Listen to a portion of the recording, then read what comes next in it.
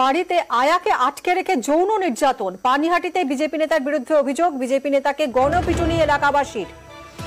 সুবীর আমাদের প্রতিনিধির সঙ্গে কথা বলবো। সুবীর, ঠিক কি ঘটেছে, কি অভিযোগ উঠছে বিজেপি নেতার বিরুদ্ধে? দেখো, পানিহাটি পৌরসভার 19 নম্বর ওয়ার্ড, সেই 19 নম্বর ওয়ার্ডের বিজেপি নেতার নাম হচ্ছে স্পন্দন দাস। তিনি এটা অভিযোগ, গতকাল রাত্রিবেলা টালিগঞ্জ থেকে এক মহিলাকে তার বাড়িতে আয়ার কাজ করানোর নাম করে তার বাড়িতে নিয়ে আসেন এবং তারপরে কিন্তু তাকে নিয়ে এসে তার বাড়ির ভেতরে যৌন নির্যাতন করা হয়।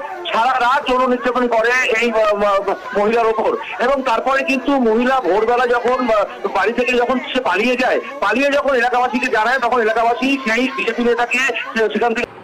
ঘোলা জলে শোল মাছ থাকে, আর এই ঘোলা জলে মাছ ধরতে অনেকেই ওত পেতে বসে আছে। আরজি করে ঘটনা হওয়ার পর পানিহাটি এবং পানিহাটির মতো পশ্চিমবঙ্গের বিভিন্ন জায়গাতে বিজেপির উপর যৌন হেনস্থার নাম নিয়ে একটা শারীরিক নির্যাতন এবং মানসিক নির্যাতন করা হচ্ছে। চর্চা পর্চা সেই সমস্ত লোকদের উপর আঙুল তুলছে। চর্চার পর্চা পরিষ্কারভাবে বলতে চাইছে সেই সাধারণ মানুষের কাছে, সেই তৃণমূল নেতাদের কাছে, বিজেপির যে কর্মী, বিজেপির যে নেতা যৌন হেনস্থা করছে তার উপর আঙুল না তুলে, তার উপর শারীরিক মানসিক অত্যাচার না করে তাকে প্রশাসনের উপর এবং আইনের কাছে কেন দরখাস্ত করা হচ্ছে না?